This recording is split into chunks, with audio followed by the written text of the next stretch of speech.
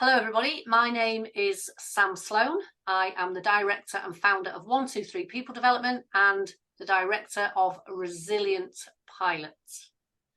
I met Doug from AQR back in 2018 and the concept of mental toughness fascinated me. We have been working together closely ever since. Hi everybody, I'm Sylwia Rybak from Kraków, Poland, a beautiful city in Poland. Whenever you're ready, welcome to come and see yourself. I'm a coach, I'm a trainer and a therapist. I run AQR Polska. I run also a one-to-one coaching-based process on mental toughness. And me and Doug met, I would say 10 years ago when Doug wrote an email via LinkedIn to me saying, hello, would you like to listen about mental toughness? And I said, oh, yes, I want. So that's how it started for me. Wow, goodness me, fantastic. Okay, so Sylwia, I'll ask you the first question of our podcast today. So why did you get interested in mental toughness initially? Well, this 10 years ago, or maybe even 12 or 13 years ago, I was working and delivering basically mostly trainings for people. I was training in the areas of leadership, communication, teamwork. And I very often talk to people and they were saying, well, there are very wise things we are doing here, but they don't often work and I'm not ready to use them. I feel too afraid to use them. And I was also working as a coach with my clients, and sometimes they said that they do not have this inner strength to do something, even though theoretically they know how to do that. So when I came across first resilience and then mental toughness, I thought maybe this is this missing link between me knowing something and me doing something. And without this inner strength, mental toughness, resilience, and positive attitude, I won't be able to move forward. So I thought when I first came across resilience and then mental toughness, I thought, well, this is it. I want to make people aware of that. I want to show them mental toughness. I want to have them develop mental toughness because this is how they may live a better life. So yeah, that was for me. How about you, Sam? Why? Why mental toughness? Yeah, fascinating. Not dissimilar, actually, Sylwia, to be honest, in many ways. I'd written a coaching program and I wanted to connect some kind of measurement in regards to confidence. And I didn't quite know which measure to use. And there's lots of measures out there in the market. Of course there is. But There are. I don't think there's one that's in the same way as the sort of MTQ plus, and this is kind of what we've wrote the book around and we should talk about later on. So it was that element initially that kind of really interested me, but probably very similar to what you just said there, Sylwia, actually.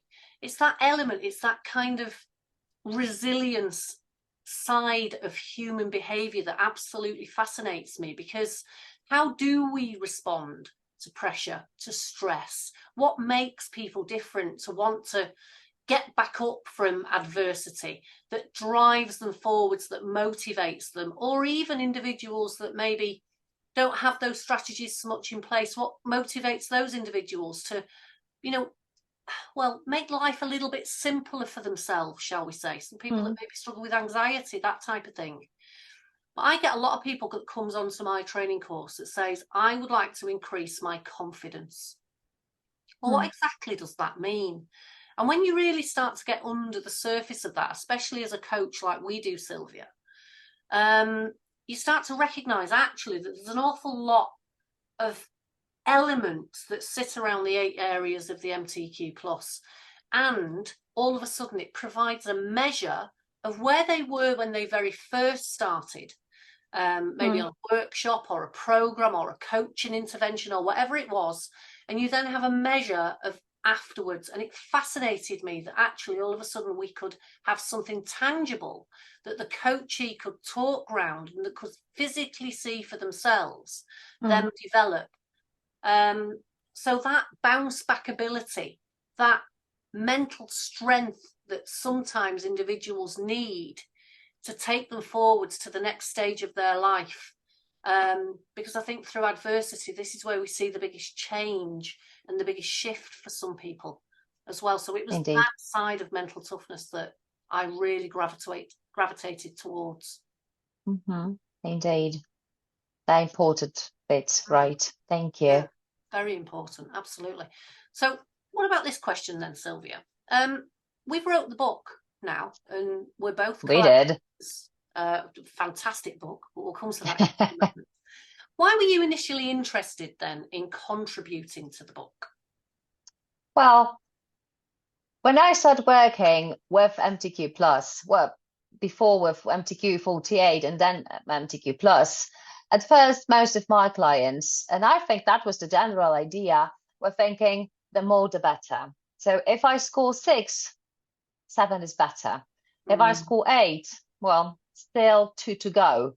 If I score 1, oh my God, what should I do? Is that wrong? Is something that wrong with me? And then I start talking with people. They starting to explaining me what does this 1 or 6 or 7 means for them. What behaviors are somehow attached to this score, how they feel, how they react. And suddenly it happens that not necessarily all the experiences that ones are having are so bad and dreadful. Sometimes they experience something that they are fascinated with. And on the other hand, those who scored 10, and they could say, wow, I have 10, everything is all right with me, just, pour some wine and let's go on. They started mentioning that, well, sometimes I feel pressure. Sometimes I feel I'm just done. I feel tired. And I realized that it's not the matter of being 10 or 1, it's the matter of understanding, being aware how my mental toughness looks like, whether it is helping me or perhaps it is sabotaging something or stopping me, preventing me from something. Yeah. So realizing, how about me? What does it mean for my day-to-day life? Is it okay? And if it's not, what do I need? And then I thought that that's precisely why I volunteered for this particular part of the book, meaning that sensitive may thrive, whereas tough may also struggle. Just to show people that it's not to have 10s, it's to understand and decide whether it is okay or perhaps it is not. When it is not, what do I want? Yeah, that's my initial thoughts. So yeah, again, very, very interesting. And it's interesting what you say there. And the reason I wanted to contribute to the book, I absolutely hear that about chasing the 10 or chasing the higher number, because they perceive that then all of a sudden they'll have bounce back ability and they'll be more, kind of adaptable, for instance, when in actual fact, if they have low self-awareness, that could be just as detrimental.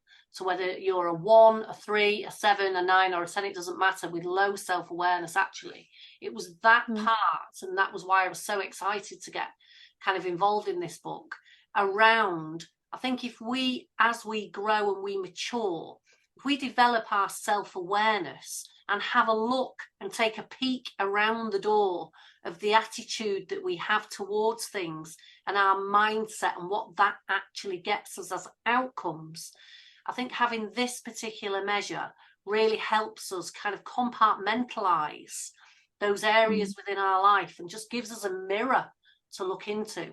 So that was why I was really interested in sort of contributing to the book, because it was all about, and I know the book is called Coaching for Self-Awareness, but that was for me what I really wanted to kind of bring to life for people. And what does that really mean in their day-to-day? And that was what the kind of driver was for me. I think it's extremely important to make people realize and understand, and then they may see their 3s or 5s or 10s totally differently from different perspective, and that's eyes opening. I like that really very much. Yeah, definitely.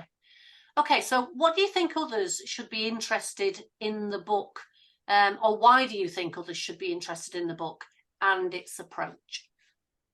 Well, I run a lot of LUTs, so I teach people how to what is mental toughness, how to measure mental toughness, how to work with MTQ plus, and they are very onto it, fascinated by the concept, happy to see the measure because it allows them to work with their clients precisely. So there is really a huge enthusiasm. And then we finish our workshops and they go to work with their clients. And many of them come back to me and say, okay, understand the concept, understand the measure. I think it has great potential. I really think people need to be aware of their mental capacities, but I'm stuck. I don't know how to move, what to use, what questions should I ask my clients so they can gain as much as possible from the concept, from the measure, how they can revert it into their life, make it really, really useful. So I think this is kind of like when you buy some, I don't know, mobile phone or something, you are very often given an instruction books. Most of us don't use them. But in this case, I think that to start this work with the concept of with the measure easily, this book is a total must because it's not only theoretical, because it gives this theoretical glimpse for those who somehow may have forgotten a little bit, but it also is equipped with a lot of ready-to-use tools and techniques and explanations. So I think that's the most important part of it, not just a theoretical approach, but very ready to use tips and techniques and explanations. And that's the greatest thing people can take it from the book. Yeah, absolutely. How about you? I think the approach for the mental toughness side and what it measures, for me, again, it's all about that individual, maybe even to some degree, being introduced to the concept. We've probably all heard of the word resilience, but what is this mental toughness? Because we talk about mental health so much these days, and actually it's about our capability in regards to keeping ourselves healthy and also having strategies that we can adopt that help us succeed. And whatever success looks like to you, I don't mean, go off and be a millionaire. I don't mean that. Just being at peace with ourselves could mean you're wealthy. And that, for me, is what I think the introduction of this approach and mental toughness is actually about you, yourself, maybe as a coach, because I think what this book and the approach takes is not only concepts on how you can approach others and coach others, but also you end up coaching yourself. You end up self-supervising. And when I train coaches, it's one of the biggest things that they tend to reflect on after the workshops is I've ended up stopping, thinking, reflecting, considering. And those 8 areas that the MTQ kind of focuses on is life. It's a holistic picture at life. And I just think that approach just really helps individuals, gets the best out of themselves and also others. That's true. I mean, you cannot teach about cannot teach others about mental toughness without having at least once or twice thinking about your own. Yeah, absolutely. So what did you learn then, Sylwia, from the participation in writing this book? Well, there are a couple of things. Well, first of all, I really enjoyed sharing experience because if I work by myself, I am in my own bubble, somehow closed in it. And then we had this great opportunity to talk, to exchange ideas, to see also different perspectives from different backgrounds. That was fantastic. On the other hand, I really learned that without well understanding, awareness, nothing can be done. We need to start with ourselves, and then this next step on how to do it exactly, how to become more mentally tough or more aware, this is what need to follow. So I would say that for me, that was the great opportunity to share my experience, to open my bubble and to see others' perspective. And I really, really appreciate it very, very much.